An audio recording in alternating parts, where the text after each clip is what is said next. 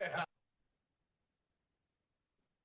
not, we're just listening in, and there's not anything that wants. Susan, is the rumor right that there's gonna be a Chipotle going in at the front of the Safeway? That's Exactly. correct? Yes. Cause that's what we needed, more Mexican restaurants. Actually been in the works for quite a long time. How's it going? Good. Yeah, nice to meet you. Hey, Robinson. How you doing? Good. Good to see you. See you.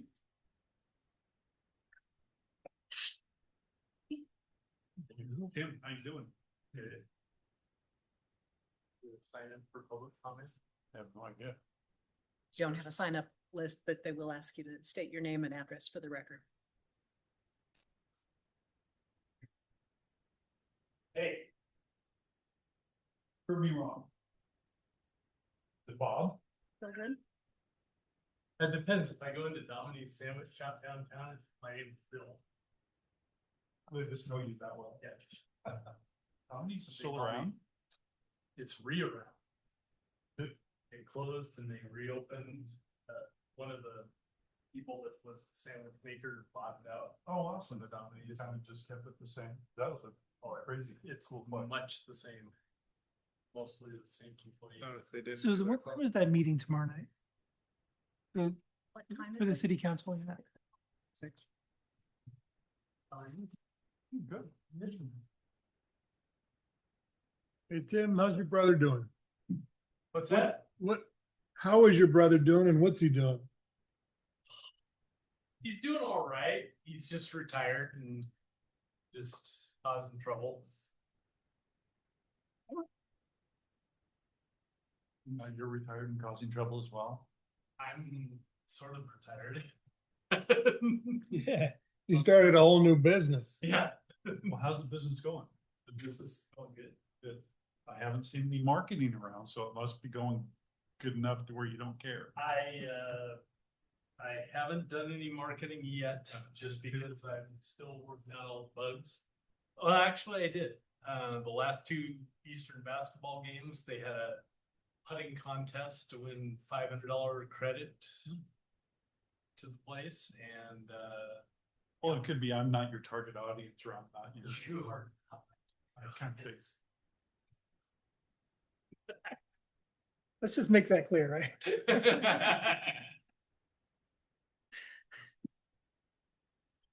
I'm thinking about this. I keep getting advertisements for Paramount streaming services to advertise, and they do little 15 or 30-second slots. Oh, so yeah. It's good. So I'm thinking about doing that. But when I was back when I had my business, I never had to advertise. And then kind of had this downturn in the economy. It's probably just before I came in here, but I ended up with a house. Vince, how are you? Spokane I'm Living. doing great, thanks. Down one, put one of my priest-like homes in it. Like, well, I'd be kind of stupid not to advertise that issue. But it was like $4,000 for 3 issues or something like that, and that was the minimum. That's okay. Well, this seems like a good year because it was my target audience and everything. And It was so an ran for like 3 months. enjoyable city council. They had it was. Thank you. And I got one call. Unfortunately, I couldn't say anything because of my new position, but I sure wanted to. But I also have to think, okay, there's name recognition, not just because I didn't call, maybe the name, you know, you share your name out there and maybe they call later. Yep. So Like, you see where it says share? Doesn't allow. otherwise. Sometimes you never know where it comes from. I got 1 or 2 days. I did the basketball game. I'm gonna get that. No, it's not full-time. So, We just increased the number of dockets because that's work. it was taking us too long to get through the regular docket, so we have Hey, I saved your chair. basically every Monday and Tuesday, and then Wednesday is our community court, therapeutic court day. So And then if we have trials, those are the fourth Thursday and Friday. So. What about three?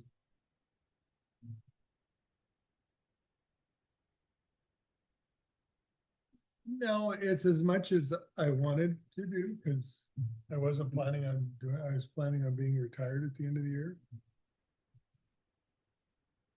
But I'm enjoying it. It's fun. How are you? I'm good. You? Good. Look at you, Ron. You're in the hot seat. I know. Don't be too hard on me today.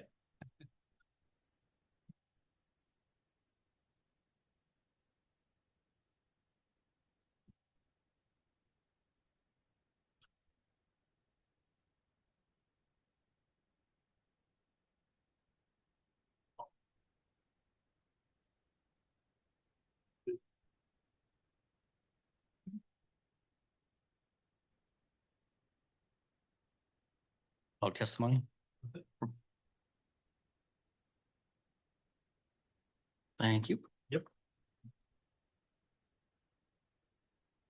Sure.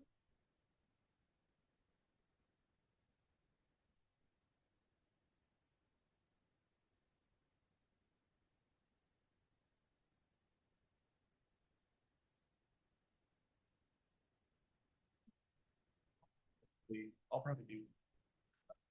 Say kind of what we're talking about. I'll turn it over. After unless it's over consultants online. I got a presentation. Some of the planning commission, that sort of thing. Some of the planning commission. There've been some turn. Since then, such as It's gonna be through. yeah. So we got it's pretty much the same presentations. It's with some of the changes requested. Yeah. How are you? Very good. Kind of Good, thanks. a heads up Okay. what to expect, and I'll share all of this. So that's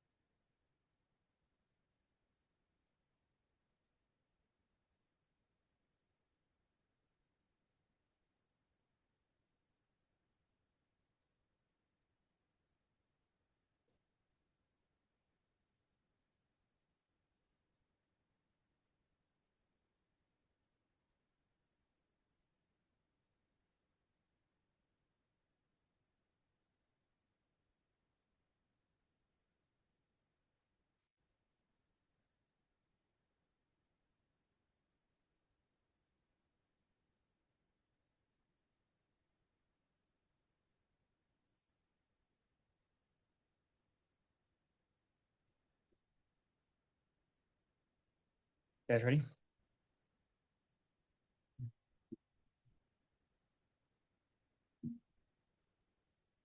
Yes, it's now 6 p.m. The Cheney Planning Commission is in session. We do have a quorum of planning commissioners present, so We we'll don't. four. No, I miscounted. We do have a majority of commissioners present, so we'll move on with the meeting.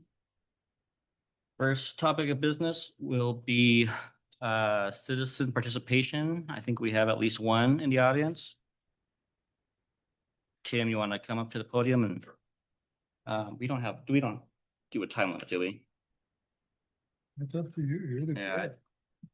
I think we'll hear what Mr. Steiner has to say. All right. Tim Steiner, 116 North Sixth Street.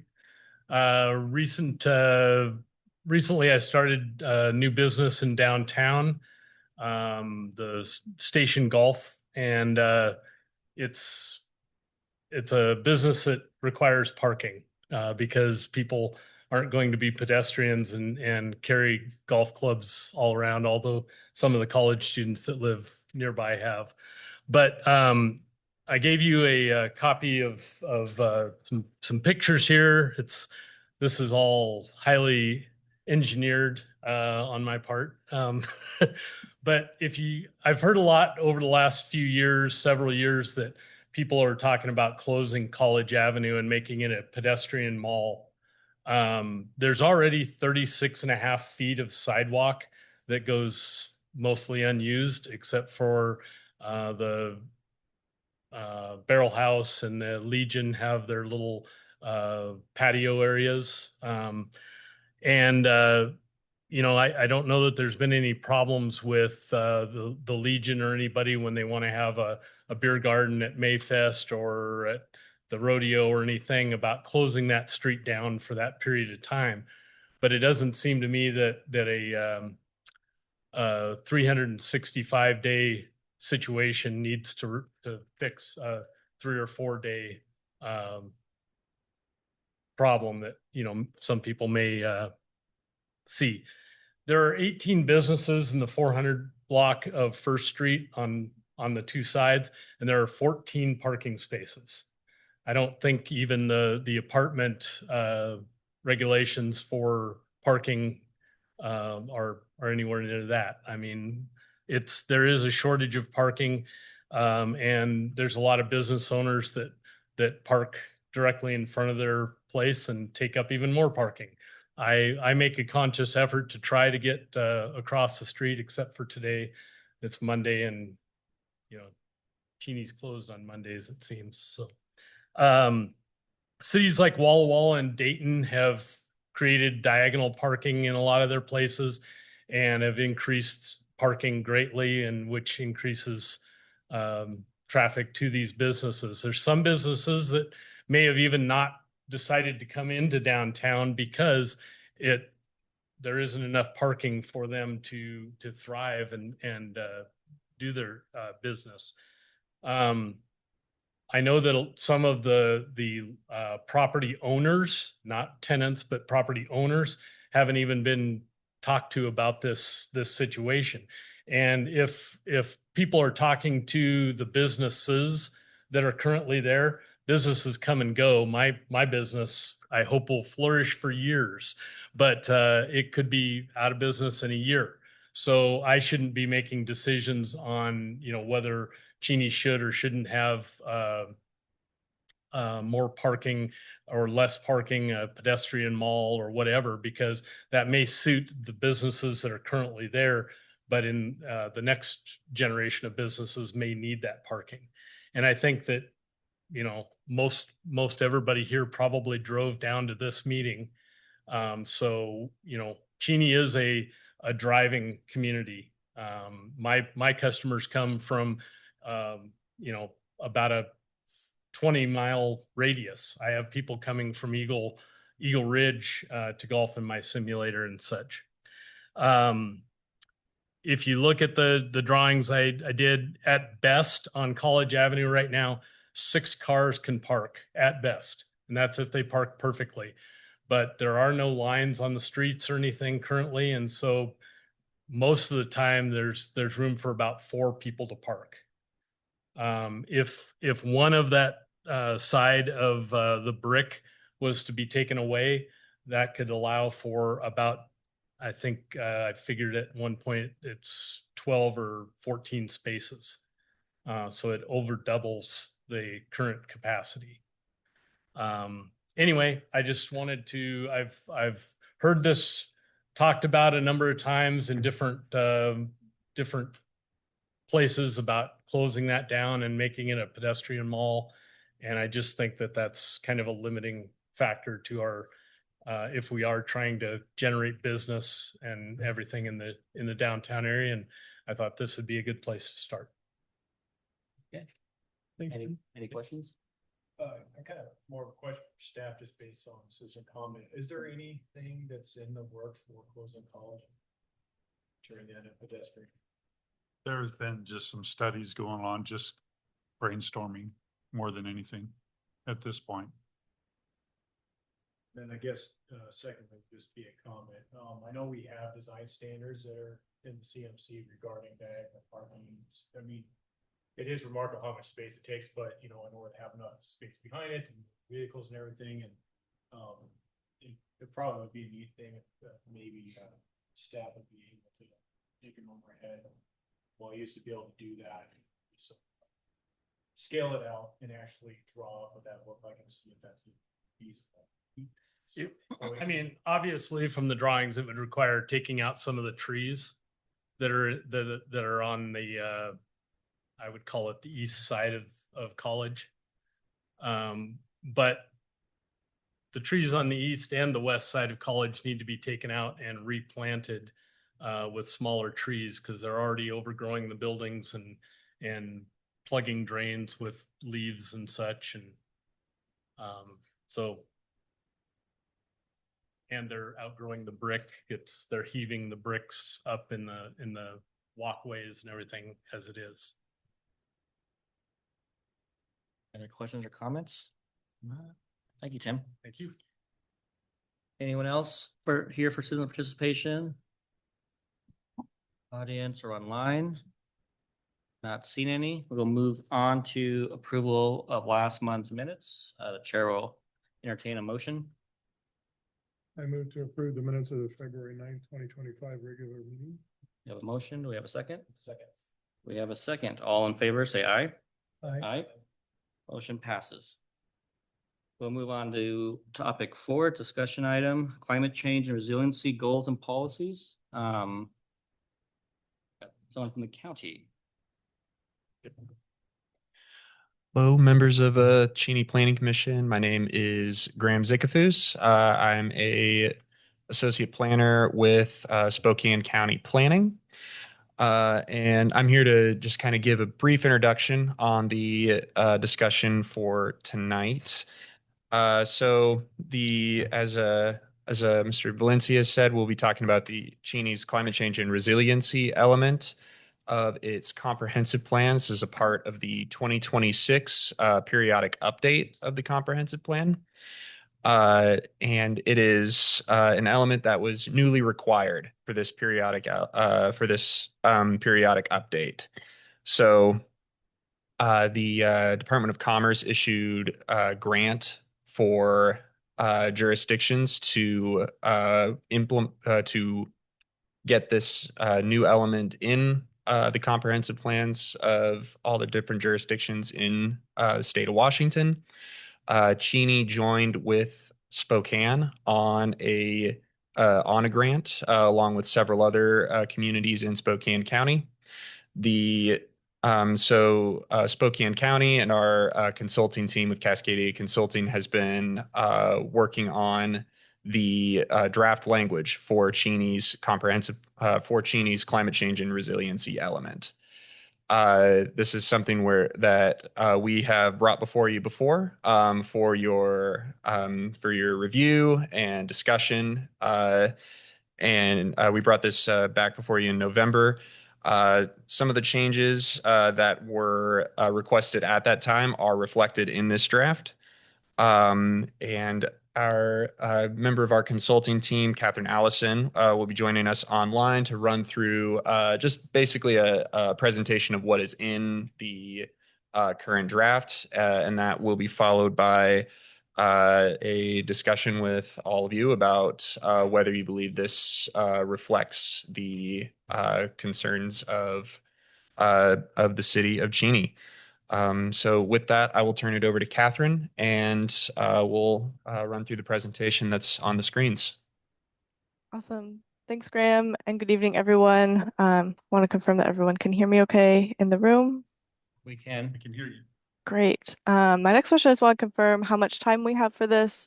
And to Terry and Graham, if I should do the slides that have the background of the climate element process or just jump right into the changes that we've made since November. I think we have enough time as she'd probably want to take. Oh. Okay. Within reason. That's why, because I know we presented in November, and if are there any new members who aren't familiar with the climate element? Otherwise, I won't go through that process again. We're all here last time. Yeah, I don't think we have any new members since then. Perfect. Awesome. Well, that saves us some time. I'll just jump right into what we've done since then. Like Graham mentioned, my name is Catherine Allison. I'm an associate with Cascadia Consulting Group, and I've been supporting the county and the participating cities and towns on their climate elements. So what we heard in November and what we've changed as a result, there was a question on train emissions in particular and how those contribute to the greenhouse gas inventory. So I want to provide a point of clarification that they are included in the transportation and other mobile sources portion of the greenhouse gas inventory. We also had a request for more attention to wetlands. So we added some emphasis to wetlands in the vulnerability assessment, which is supporting the climate resilience policies. And we also added one additional policy focused on wetlands. So we'll be sure to highlight that when we get to it. There's a question on the state energy code, and so we've confirmed that that is in alignment and also added modifiers as needed to those policies. We fixed some references to the aquifer. This is reflected in the vulnerability assessment, the fact sheet, the full climate element, and policies. And we recently had some additional feedback from Terry asking for some softer languages. So we've brought some suggestions and some ideas tonight to discuss with some softer language, less requirement focused. And we also have some recommendations or some suggestions for removal of lower priority policies. Before we jump into the policies, I did just want to recognize that we've presented a pretty detailed and comprehensive list of policies that align with the Spokane County language, but it might be too long for Cheney. And so along with softer language, we could develop a shorter, more consolidated list of policies if that could align better with the capacity and planning goals. And so I'm just going to jump into our next few slides here, just a recap of kind of how we got to the goals and policies through our policy audit process, where we're looking at existing planning documents for the city, as well as Spokane County documents, how those are in alignment, and looking for opportunities to grow and build off of existing policies, and then fill in some gaps as needed to meet commerce requirements. So in our policy audit, we identified some existing strengths in land use, zoning and housing, and transportation and water resources, and that the natural assets and sustainability element is also promoting and in alignment with the climate element. And so those are kind of helping us to move the draft forward. A recap that the climate element is broken into two sub-elements. The first is the greenhouse gas reduction sub-element. This requires reduced emissions of by 95% by 2050, requires utilizing mitigation strategies to address transportation, buildings, energy, zoning, and development, and a requirement to reduce vehicle miles traveled. So we have 5 goals. I won't read them all on this slide, but those are the same 5 goals that we've presented. These haven't really changed since you saw them in November. But what has changed is on goal 1, we've in bold is some of the recommended ideas of softer language that we could consider.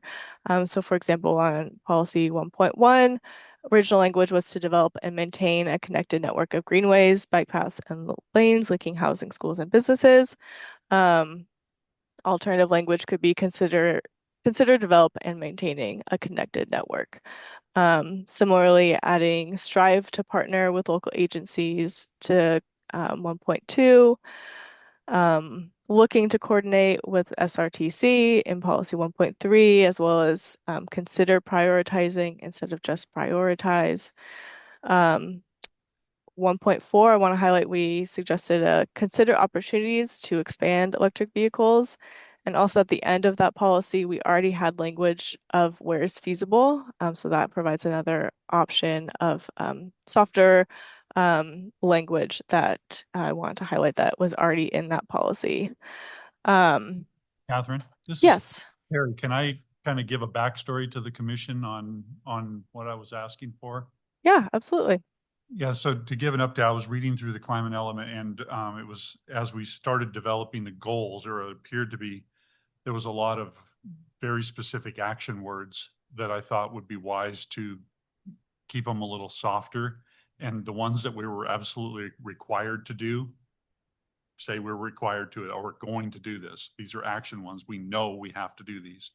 Everything else that's kind of suggested, I was hoping that we could have a little bit softer and say, consider this or look to, so that we can differentiate the difference between what we had to do and what was strongly suggested. So that's what she's going through right now, just to give you a little bit of a backstory. Sorry, Catherine, to interrupt. No, thanks for the clarification.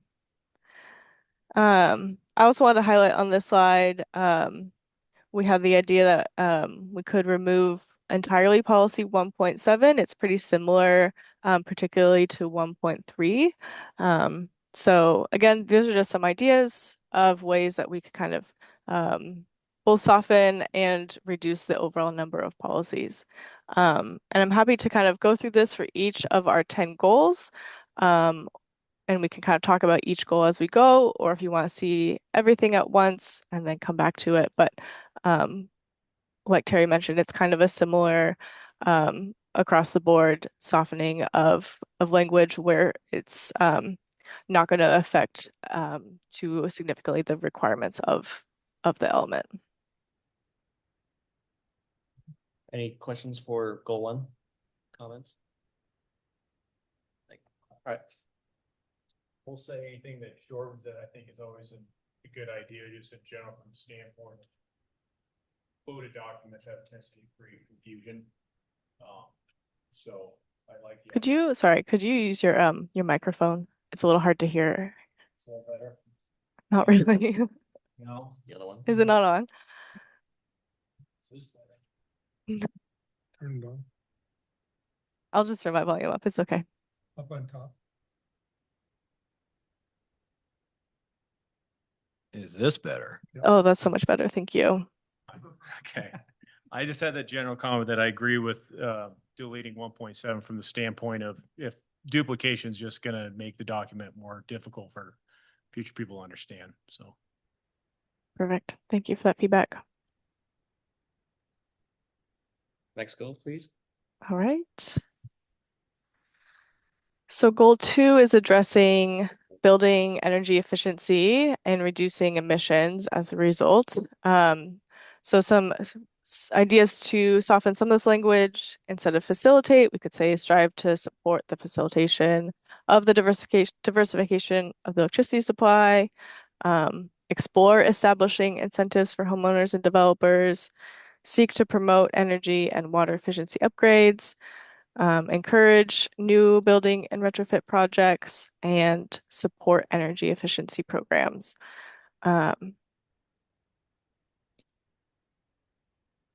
We're looking at options to kind of consolidate some of these, but they kind of each address a different niche issue. But certainly if it's of interest to, if we're happy with the overall length of the document, fantastic. If there's interest in seeing fewer policies, there's certainly some opportunities within this goal to look towards that.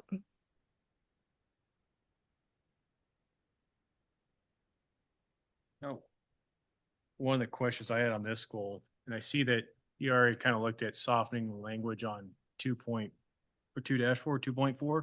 Mm-hmm. Is that just in general, the impact on how the city would need to design its buildings and facilities? Is that in any way required through the climate element in law, or are we kind of just looking for stuff? Because I when I made notes, I kind of thought, I don't even know if that one's necessary at all. And I was a little bit concerned about, when you make the suggestion that in the future, suddenly we're in a position where people may feel that, no, you do have to do that when it might strain city budget and ultimately taxpayer dollars. Mm-hmm.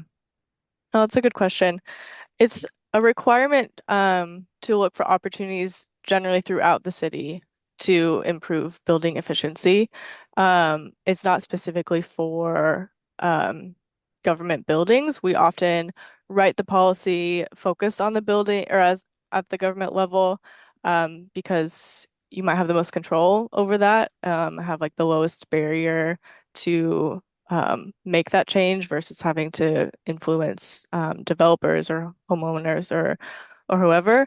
And it can kind of be a signal of like the city's willing to do this, make this effort to improve our efficiency, and kind of lead by example. So that's kind of the background of why we write the policy in that way. But as far as like it being a city structure, city-owned property requirement, it's more at the general building efficiency level. Well, So as an attorney, the term require has specific connotations to it that would concern me because it appears to me that that goal is dictating that the city has to do that. It's not an option to do that. The city has to do that when you use the term require. I'm hearing you tell us that's something different, though, from what you just indicated, that you want the city to take the lead, which I think clearly is important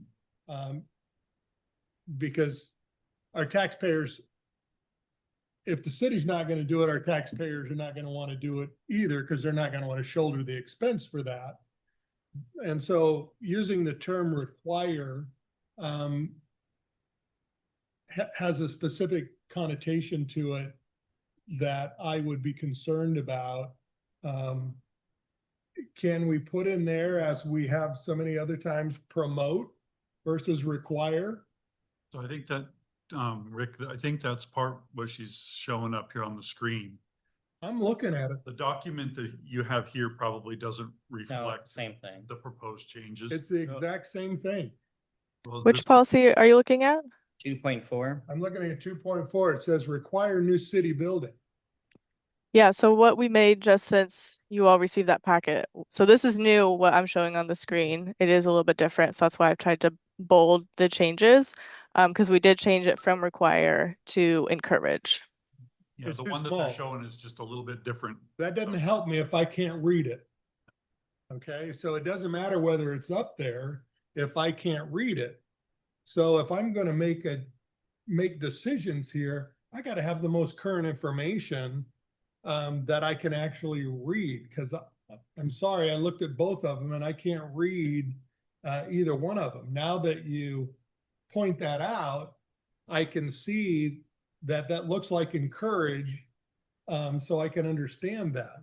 So I don't know whose issue it is, whether it's our issue that the city didn't get us the new updated stuff so that we could actually follow it as it's been revised. Because this simply just doesn't do me any good, because now I wonder, I took the time to go through this and I'm going, okay, so how much of this stuff has changed since I got my packet and reviewed it, so that I can actually understand it and ask, appropriate questions.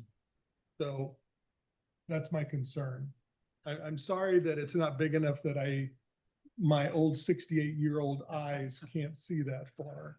So in all fairness, I reviewed this, what was it, last week, Graham? Yes. Last week, I kind of hit them with this revision, and this had already been printed and ready to go. And so they're trying to be real proactive and bring it to us today. So that's the snafu. I was a little, when I reviewed it and got them, this, the suggestion of softening some of this language, kind of in line with what you're saying. It just didn't make the cut for for the paper that you got. I apologize for that. Thank you. I would still like to hear kind of what your thought was going through, because I'm sure there are additional comments that you flagged that we obviously haven't heard yet, and that we could take into consideration for additional changes. Well, I guess, staying on 2.4 with your explanation, I think like personally, I could live with this existence, but I think what you want to add maybe at the end of it is that they're cost effective. Because absolutely, in my opinion, absolutely, if we're pursuing a capital facilities project and we're evaluating things and considering energy efficient upgrade, if it's cost effective, then we should be able to get our payback over time as opposed to just doing it just because. So I think with that additional language, I would prefer efficient and affordable. Some type of wording that accomplishes those two goals: efficient and affordable, or cost effective, however you want to term it. yeah, in the energy efficiency world, there's usually a payback equation that's generally goes into energy codes and stuff. So that's where my cost effective terminology, and I think in line with what you're looking for as well. Can you tell us whether, I'm assuming there's going to be some future grants to help with this process? And if there are future grants to help in this process, are those going to require that the city do that? Do we know? That's a good question. And Graham, can I tag you in to start that answer? I do. Catherine, is that on the available grants? Yeah, any future grants and or funding sources for the implementation for probably this, and it's a question we got often on Yeah, policies. I don't know that. I think that there is a list of specific grants. I don't know the names of them off the top of my head, but that is something that if it interests the planning commission, I can make sure that I can send that to Terry and he can communicate that to you guys. Thank you. Yep. Yeah, as it stands now, the Climate Commitment Act, which funds this work, hasn't necessarily put out all of the details of like what future funding for implementation would look like. So we don't know what will be available, and we can't really speak to any of the requirements that would come from that. So this is a typical state requirement that they get the cart before the horse. So when you start thinking about it and planning for it, and then yeah, what comes next comes next.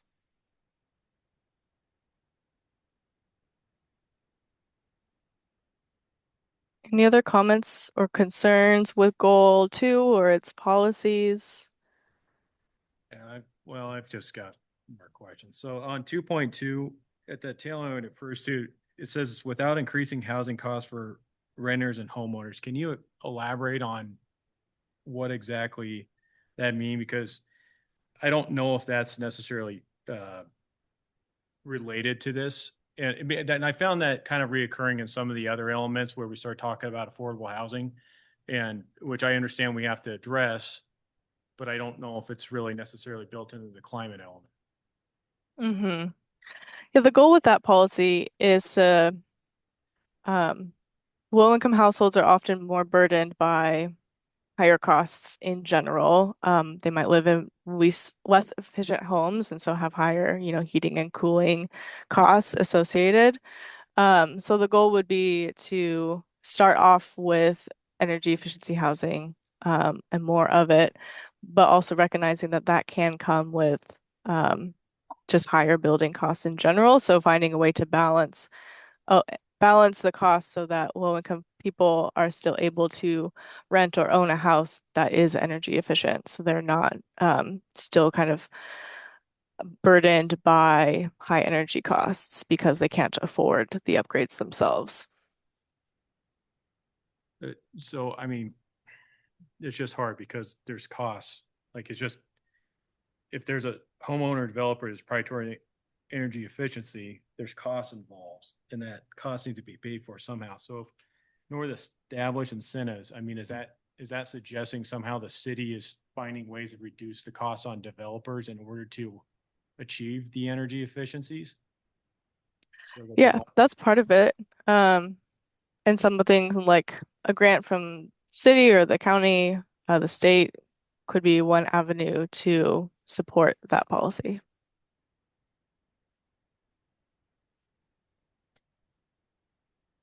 Can you read the bolded words on 2.2?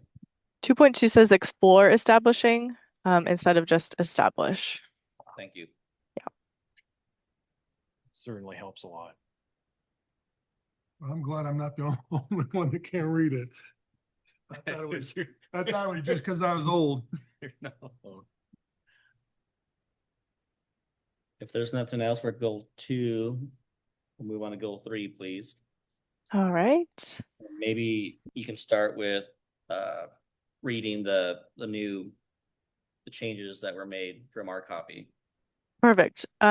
Just 2 policies in this one and only made changes to the first policy 3.1. Your copy says integrate multimodal walking and rolling. We changed integrate to work towards integrating.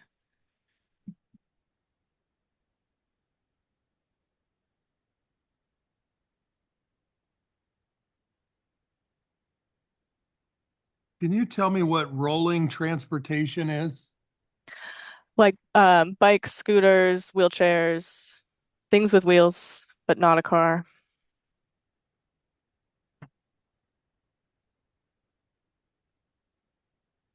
So on 3.1, when my softened version I come up with was just to encourage it.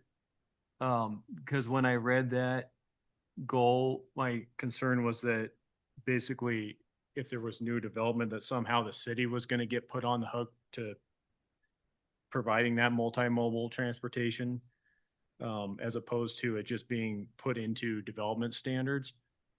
So I'm not sure if work towards integrating is soft enough, and I would prefer it just to encourage. Okay. I'm okay with that. As am I. Okay. Any concerns or questions on 3.2? Yeah, this one's where I kind of got into the question on the whole middle housing and stuff, and how this actually almost to me seemed to conflict with the climate element goal. So part of it has to do with the fact that, trying to provide public transportation that serves lower income areas, right? But then to expand middle housing and do more ADUs and everything that essentially disperses low income housing throughout the entire city is counterintuitive to actually being able to provide the public transportation to it, because again, if it's out throughout the city. So I understand again that there's a middle housing push by the state. I just don't know that it makes sense to have this as part of the climate element where it's basically going to counteract itself.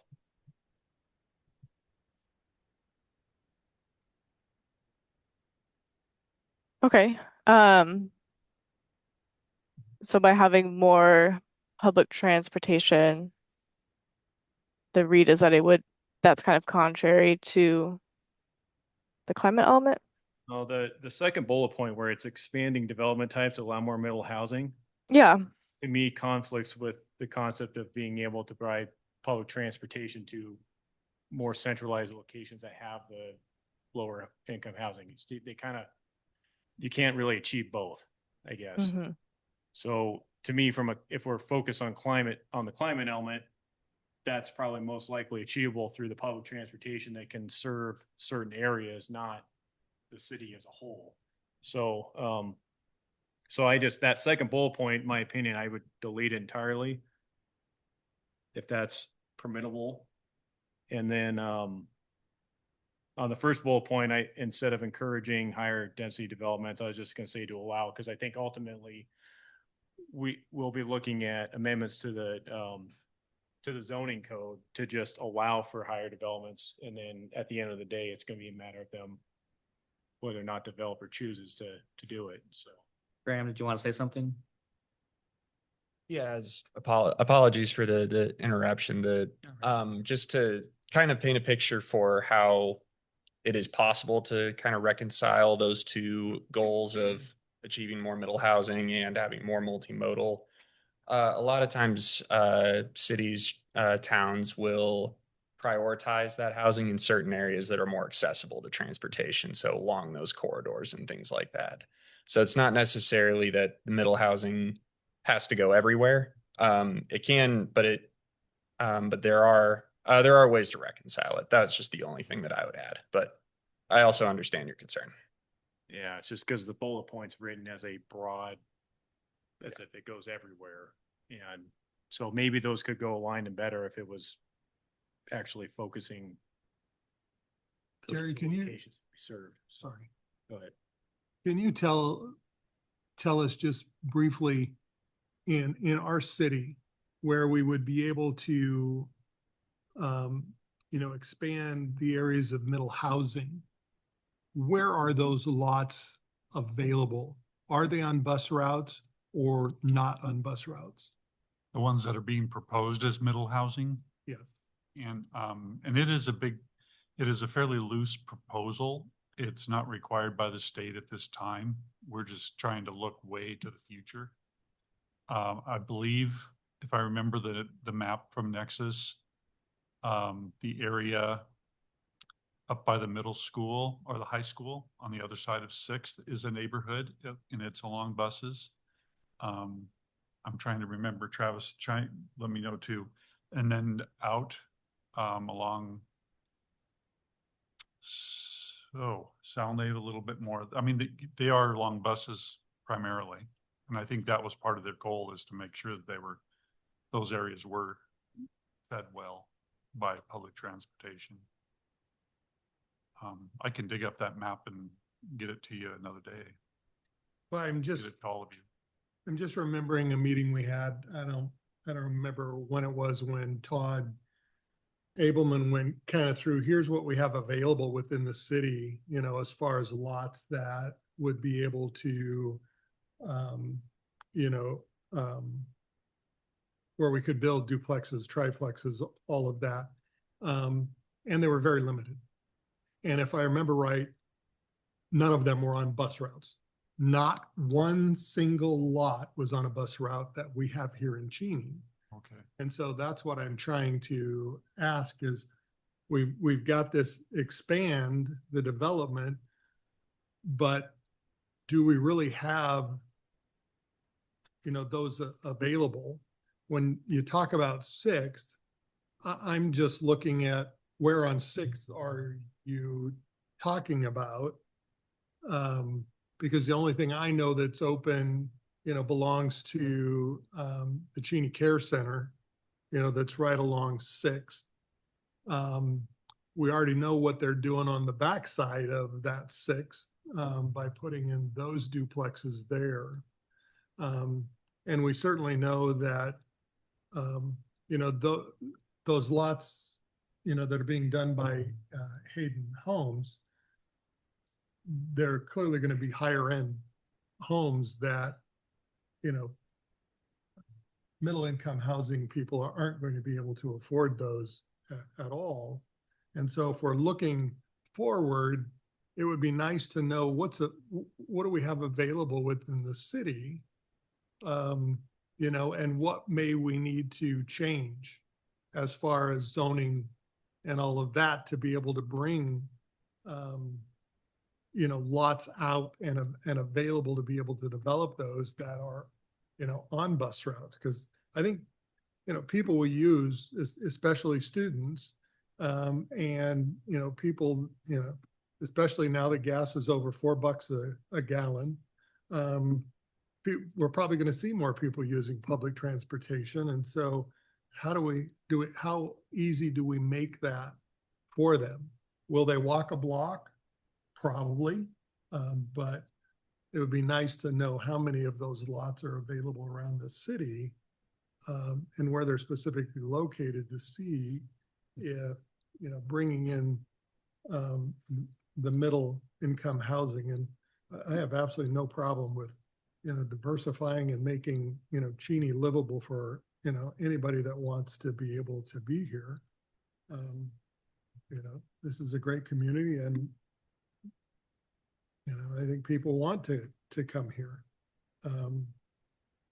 So it would be kind of nice to know what we have around the city, because I'm just trying to remember back when we went through this, because I think we were talking about it, and I think maybe you were involved in that conversation too, about, how we build, smaller homes on these existing lots, or divide up the lot so that, smaller homes, duplexes, triplexes, and I think we even mentioned small homes, and you came and explained, a lot of how these smaller homes are being built and how they fit into our, code. Yeah. So if we could get some of that information at a future board meeting, that would be great. Our commission meeting, that'd be great. Yeah, and I'm not exactly sure, off the top of my head, just how much study Nexus did to see what the density of the lots is, that would, or, the ones that they put in the middle housing area, what's the density of those lots? Are they proposing to infill? I could only assume, so I don't want to speak to that, but I can certainly check into it and see where their backstory is on that. I wasn't involved in that, but it'd be my impression that STA, the transit authorities would, if an area were to build in and densify, they would be amiss not to respond to that and change their route a little bit to accommodate that, and it might just naturally happen. I think the areas that they're looking at for middle housing at least have a spur that goes out that way in general. I'd have to double check though. I haven't really studied the STA routes. Thank you. Any other questions on Bill 3? We'll continue. All right. All right. So goal 4, I tried to make them a little bigger. I don't know if I can make them big enough, but recommended idea to remove 4.1 about the transfer of development rights program from the county. No changes to 4.2 and 4.3. Added strive to at the beginning of the policy. So strive to maintain, restore, and manage natural lands.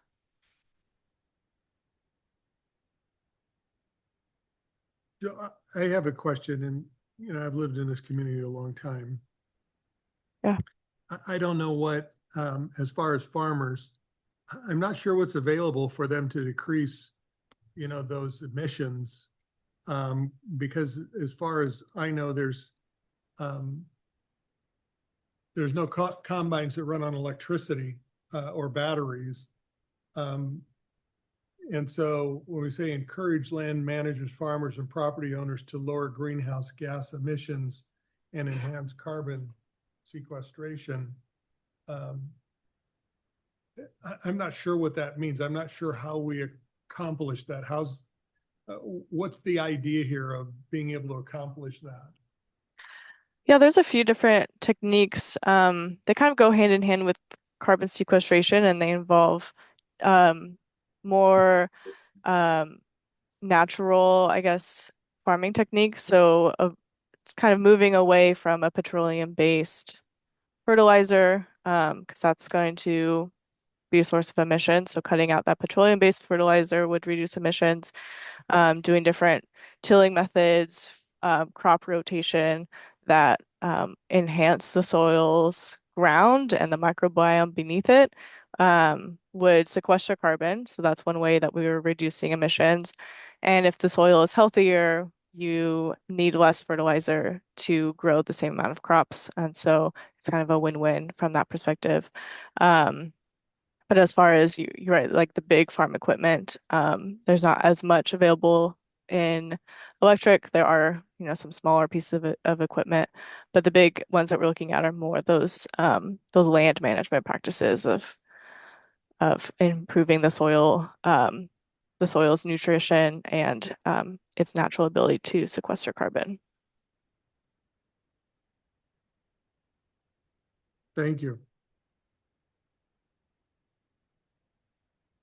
Any other questions, comments? I think we're good for goal 4. Okay. Goal 5, the only change I've suggested for this one is on 5.1, to remove the actively promote language and just start with support programs that help businesses and institutions. But interested to hear what your notes for this policy or this goal were.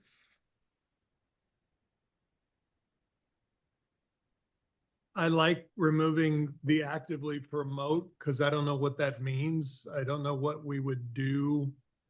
I don't know what the city would do to actively promote. So I like taking out that language and just that we support programs that help businesses and institutions. So I like that change.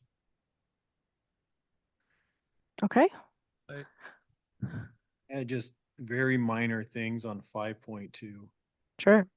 I was a little confused by just towards the tail end, it says prevent community organic. What does that mean by community organic? Like everyday residents, but also businesses, anybody in the city. Okay. And then I guess just be right before that, the fact that it is prevent, I don't think that that's a achievable goal to prevent. I think it should be reduced. Okay. Sense.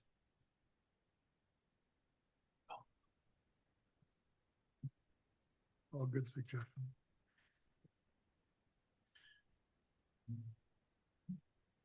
Any other changes to any of these policies? None. Okay. Awesome. So moving on to the resilience sub-element, just refresh of the requirements for this element. Policies need to address natural hazards, which for Cheney is we're looking at flooding, drought, heat, wildfire, and wildfire smoke. Also required to identify, protect, and enhance natural areas to foster climate resilience, particularly vital habitat and species migration areas. And the third is to enhance community resilience with a focus on overburdened communities and environmental justice as a principle. So we have 5 goals again in this section. I'll just jump into 6. We do have a lot of policies for this one as well. The changes I made so far were on 6.4. Instead of integrate, I changed it to consider integrating. And on 6.5, I added, you have enhanced the resilience of Cheney's transportation system. I added where feasible by considering climate hazards in transportation planning, design, and maintenance. Other additions or changes that you all had for this section?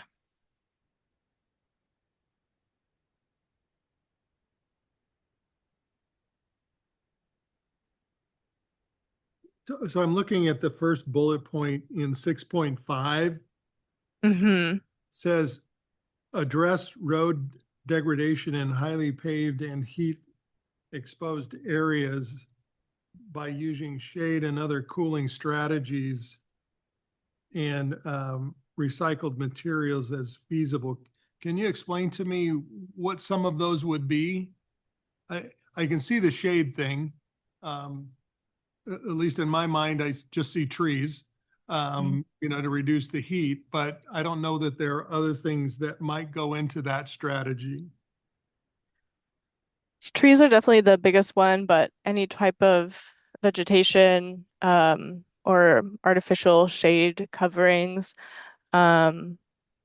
different, there's different test materials that I know at least the county has used a few times, with different success on alternate paving materials. I think they have more luck with maybe sidewalks or less trafficked areas if they hold up better, but looking, for different ways. And that's kind of, we left it, we only said recycled materials so that there's room for new technologies to come along, new opportunities and test materials that could be utilized to provide an additional option if, if shade isn't feasible, what are some other ways that you could protect the road from extreme heat?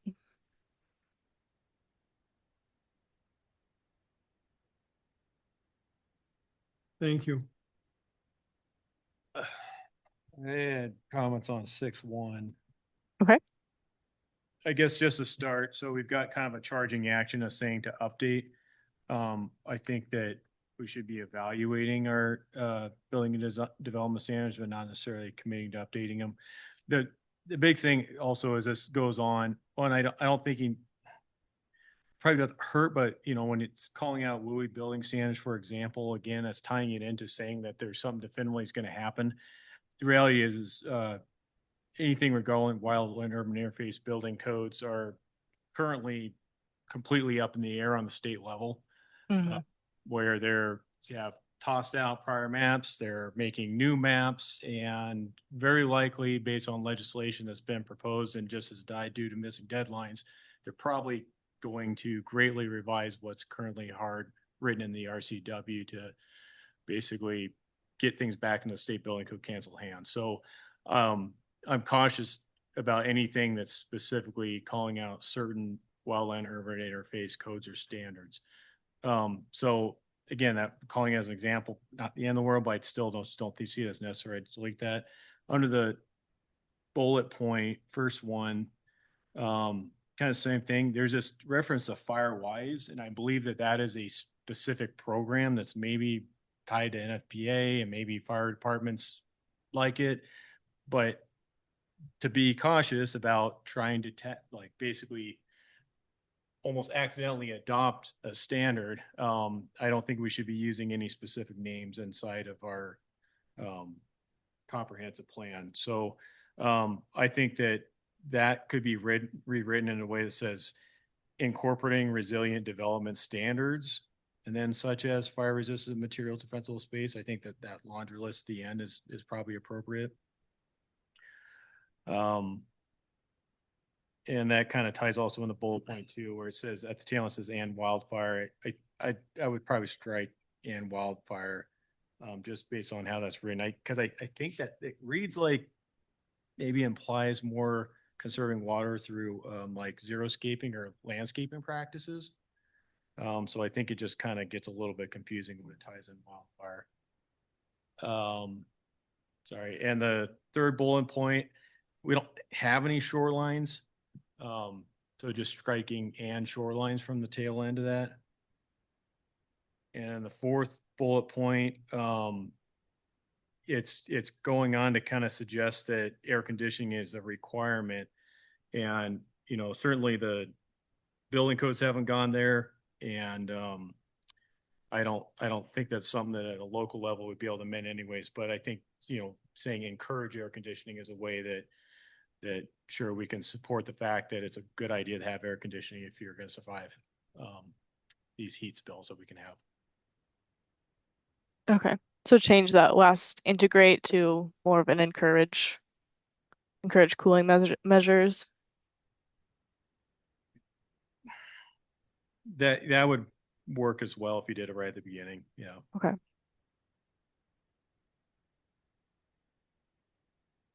And I'm glad you brought that up.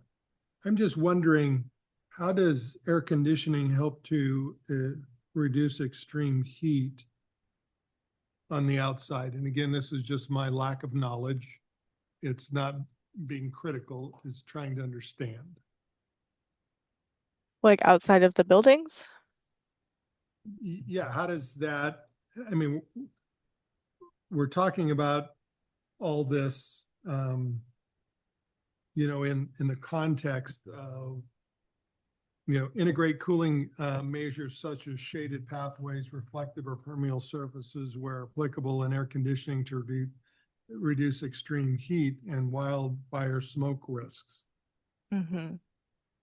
I don't know how, I'm sorry, I don't know how air conditioning reduces wildfire smoke risk. Yeah, no, I think I see why it's kind of confusing because the first ones are talking about, what can we do on the outside to keep the inside of the building cool, whereas air conditioning is solely inside. It's only going to keep the inside of the building cool. It helps with wildfire smoke because it helps to filter that air and make sure that you can stay safe and cool inside and not having to go outside where you might be more exposed during a wildfire smoke event. But yeah, air conditioning, you're right. It's not gonna cool the outside. It's only for the inside. And maybe that deserves its own bullet to kind of separate those, exterior things that like shaded pathways, permeable reflective surfaces, they keep you cool when you're walking outside. If they're positioned correctly, they might also help keep your house cooler. But air conditioning is only going to be kind of an inside the building I think, fix. yeah, I think that would have made it less or more understandable to me if we made that a separate bullet point. Because as you explain it, the air conditioning, yes, that's going to filter. So you're not going to need to go outside, if your house is extremely hot. So I understand that aspect. Thanks for explaining that. But I do think having a separate bullet point for that would be helpful. Okay. Explaining how the air conditioning, can help reduce the wildfire smoke risks by allowing people to stay in their homes versus having to go outside because the home is too hot. Okay. Thank you. Yeah, thanks for that feedback.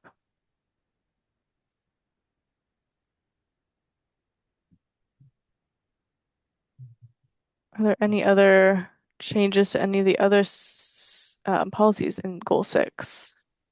I think we're good. Move on to Yeah. 7. All right. Goal 7, policy 1, I added seek to integrate formal notification protocols. 7.2, I made no changes. And 7.3, before the last sentence, I changed coordinate with a Vista to consider coordinating with a Vista.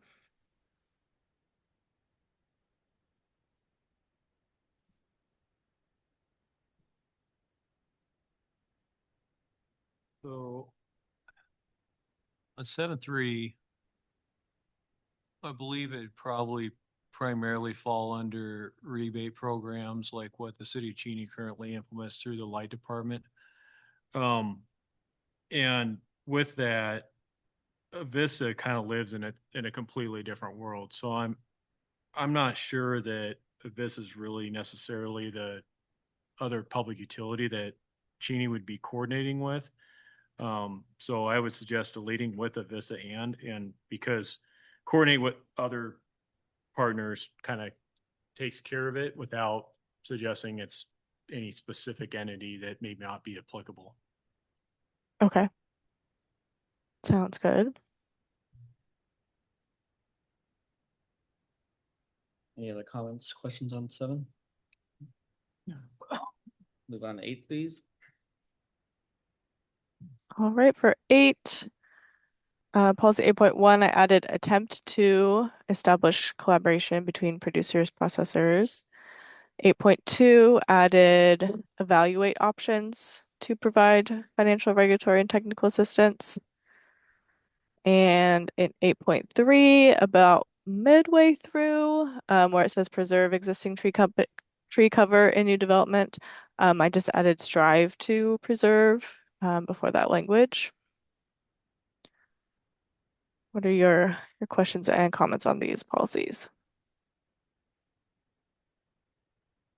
I just said different flavors of soft language. I want to hear them. On 8.1, instead of establish, I put support. Okay.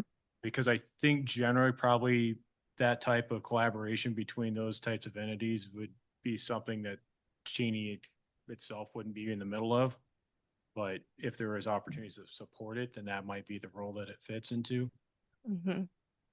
On 8.2, so I had just stricken financial, regulatory, and technical. I didn't really have an issue with saying that they would provide assistance. I think evaluating options to provide is probably that much better. But it just, I don't know, anything that's particularly on the regulatory side of it, to get a regulation of agriculture and forestry, just, I don't know, it just felt off to me. So, but maybe it's a matter of that 8.2 being kind of explained a little more. Mm-hmm. So more not naming the specific types of assistance and kind of leaving it broad to what the city could manage. Yeah, Mhm. because I think predominantly just make sure that, it's not putting us in a position where we have to do something that's outside of our expertise. Mm-hmm. Were there other thoughts on 8.2? Can you tell me what a fire resistant tree is? Yeah, there's some species that are more resistant. They really depend on the local landscape. And we usually recommend drought and native trees because they're the ones who are adapted to the landscape. I don't remember the ones offhand for Spokane County and for Cheney. But there's like forestry departments have lists of recommendations depending on the ecosystem. Is fire resistant the right term for that, or is it like wildfire resistant?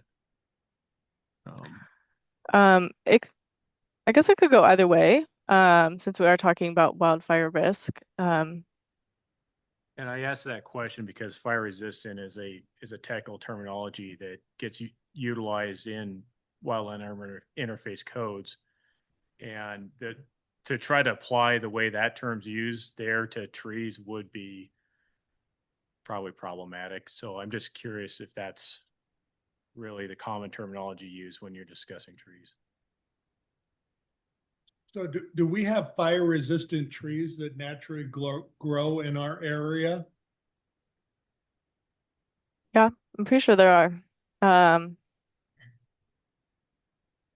I'm not a tree expert, unfortunately, but there are different trees that are more adapted to wildfire. They maybe have thicker bark, needle trees like pines and stuff, because they have less water. They're more resistant in their foliage. Thanks.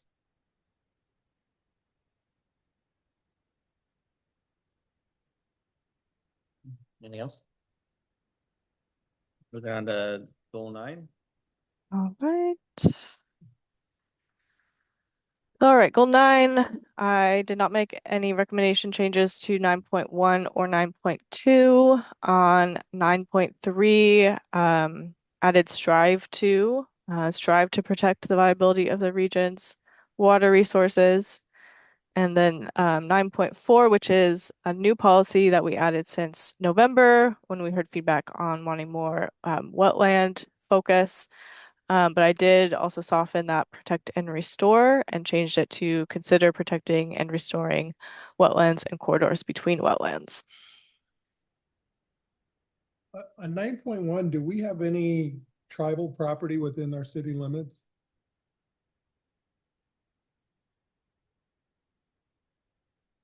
I'm not aware of anyone. I'm just asking the question because I don't want to be ignorant and make a comment that is ignorant.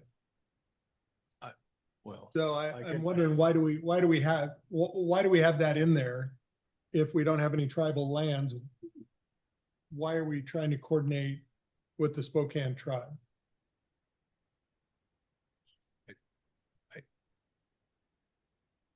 I don't. Yeah, go. I can speak up a little bit about that. It's probably because technically, although we're not in the Spokane tribe of Indians were in this land traditionally. And so traditionally this was their land, and historically we do have some of their culture here. So that could be why. That was my feeling. It's not necessarily that there's actual land, like reservation or anything like that. It's a matter of all the tribes. Probably, I would assume probably the Spokane tribe would. And that's why I asked relationship. why I asked the question, because I just didn't understand what that was. So thank you for explaining that. It's, well, and I guess, I don't have a problem with it. It's just, I didn't understand it from that context. Now that you explain it in that context, it makes sense to me. I don't have a problem changing my opinion or my mind on things when it's explained to me. I'm very, very workable. I did have the curiosity on it if it was really necessary, appropriate to list salmon and huckleberries as something that we would have to have an interest in protecting. I mean, I understand everything runs downstream, so maybe salmon, but I don't think we have the elevations to support huckleberries. So that's nitpicky, but. Yeah, something that we can look at. It's part of the Commerce guidance to make sure we're cognizant of whose land and the histories on it and those cultural foods and traditions. But we can make sure that we're including the ones that are truly relevant for the area.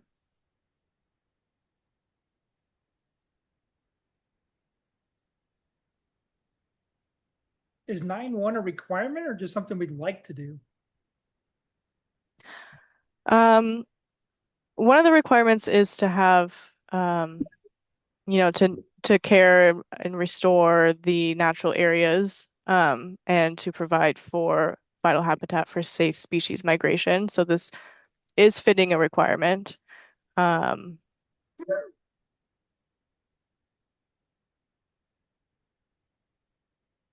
It also fits the third requirement of community resilience and integrating environmental justice into goals and policies. Has the Spokane tribe asked for this, or is this something we're offering? The state or the city is offering?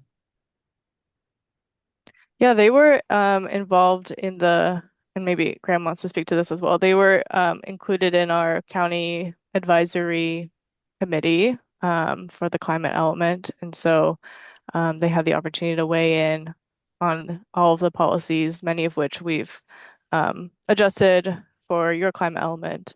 But yes, it was something that they supported. Yeah, to elaborate on that a little bit, what Catherine's referring to is for Spokane County's climate change and resiliency element specifically, we had a technical advisory committee that was made up of a lot of different community partners, people from Eastern Washington University, Gonzaga University, a lot of local nonprofits who have some expertise in climate areas. We had representatives from both the Spokane and the Kalispell tribes on that group.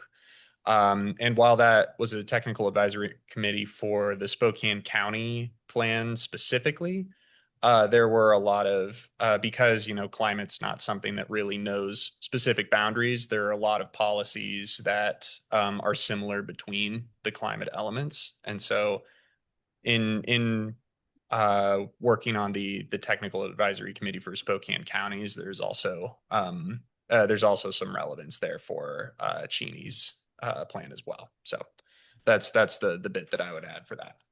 What would a co-management opportunity look like? A co-management opportunity that I think that there it could look like something like a technical advisory committee. It could look like different work groups, things like that. I think it's really how it can look, I think, is up to the jurisdiction. Okay, thank you. Yep.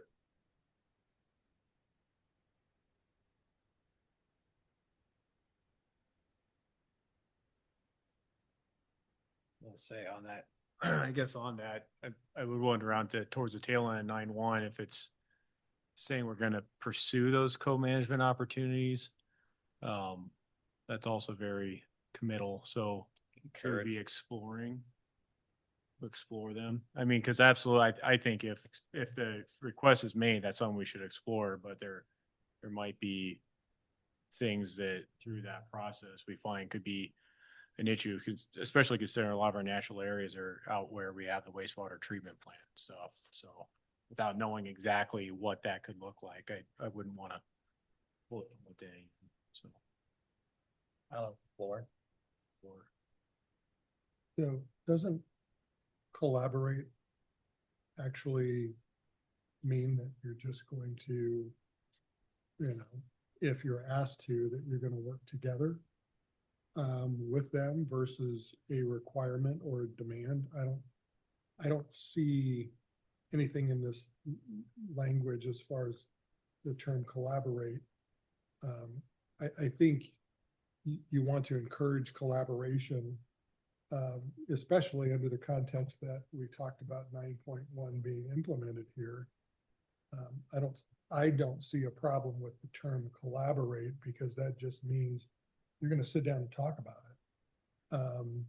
It doesn't assume that you're just going to jump on board and do whatever, the other side or other members of the collaboration, think is required or necessary. Well, so I agree with that, but I think that what I'm talking about where it says pursue co-management is a second part of the sentence, that you can read that in a way that collaborate is not necessarily the qualifier on it. Whereas it could just be the qualifier leading up to that and. That makes sense. No, but that's okay. Would you be opposed to changing that after and the pursue to change that to explore? No. Then that would be my recommendation based on just like, because it's my feeling and if there's no solid opposition or any reason it hurt it. I have no objection to that. I'm okay with explore. Yep, I'm fine with that. Okay. Anything else? Anything on, 9.2, 9.3, 9.4?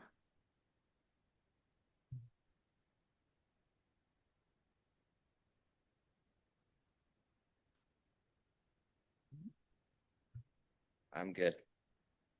All right. Brings us to our last 6 policies.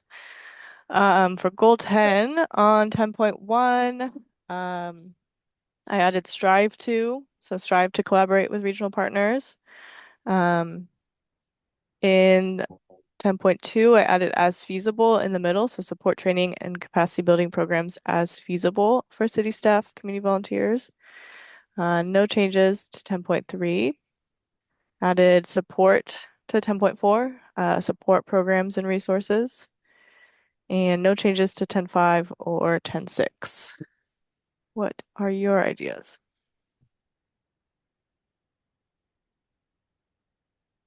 I know 10.5's got that firewise. Firewise.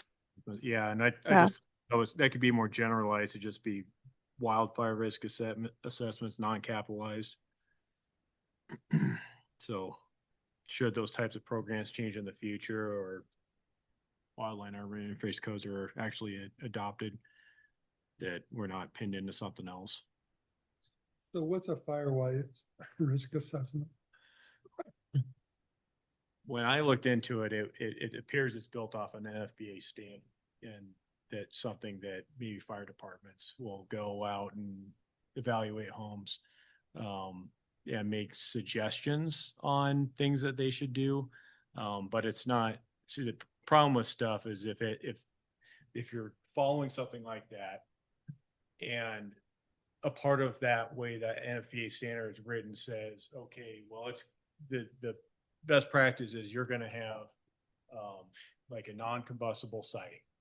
Okay. But in reality, here comes the wildland urban interface code that allows for any siting materials that you can actually demonstrate through testing that can actually perform in fire, which just putting non-combustible siting on it has nothing to do with fire resistance, and therefore you very well still lose your home. So not only is it about trying to make sure that you have something that functions and works, but you wouldn't want to have something where they go out and they make us a recommendation that either they lose their home down the line and maybe there's a potential liability to that, but More so that it suddenly conflicts with what should be allowed per the actual adopted codes. And then so you have two different organizations or agencies that are kind of giving mixed message to the homeowners. So that just, so by keeping that generalized, it just makes sure that whatever that is, if the Cheney Fire Department's providing that service, that they're able to provide that service with the actual building code that's adopted to address it. So. So the attorney in me kicks in here. So I'm going to ask you a question if you think this is true. If we keep in the Firewise risk assessment and there is a Firewise risk assessment, is that going to create liability for our citizens if they don't follow and upgrade and their neighbor's house catches on fire because they didn't have the financial means to be able to upgrade their materials or whatever to comply with this Firewise risk assessment? My personal opinion is maybe. That is something that has certainly caused issues with other states.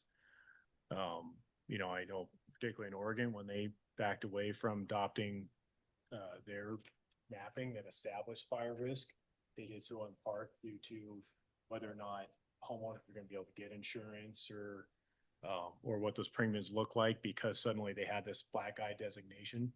So I think potentially that could lead to that. Okay. Thank you.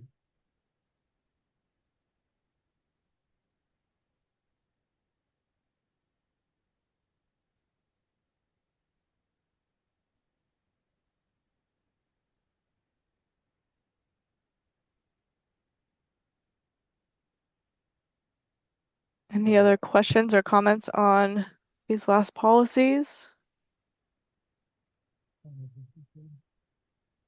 I think we're good. Awesome. Well, thank you all so much. We will make the amendments as we've discussed tonight and get these back to you all in a few days. Unless there's other interest in further changes, I really appreciate all your time and feedback this evening. Thank you. Yeah. Thank you for all your hard work. Appreciate it. Y'all take care now. All right. Is that it for number 4? I think it is. Moving on to number 5, commissioner reports. Do we have any reports for my fellow commissioners? Just again, want to remind everybody of our Clean Week Day. Thank you, Graham. April. Great community event, great opportunity to meet your neighbors and to help other people, especially those in our community that don't have the ability to be able to get out, get their places cleaned up, and that, would need some help. So please encourage whatever organizations you belong to be a part of that and to try to help out those in our community that, are less fortunate than we are, whether it's financial means or just the ability to be able to get out because of mobility issues, to be able to help clean up their around their own homes and their property. So please encourage everyone to attend that.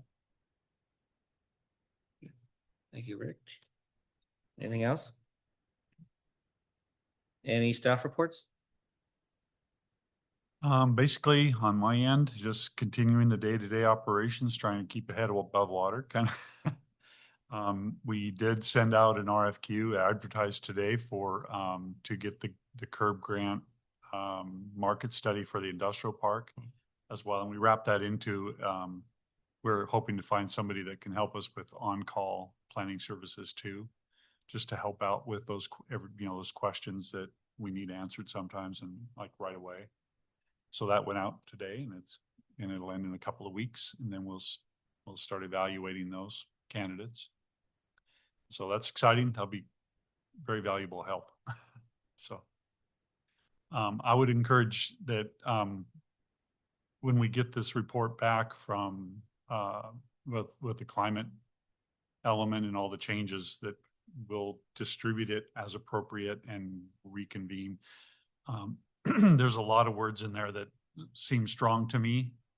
And I don't know if we hit them all, but that's just my opinion. It just seems like they should be really, if they're strong, those should be the ones we have to do. If unless otherwise be a little slushy about it. And they did a pretty good job at getting started on it, but this is just my opinion. You guys are the boss. Thank you. No, hold on. Thanks. Any other staff reports? Anything else? If not, it is 7:21 and we are adjourned. Thank you, everyone.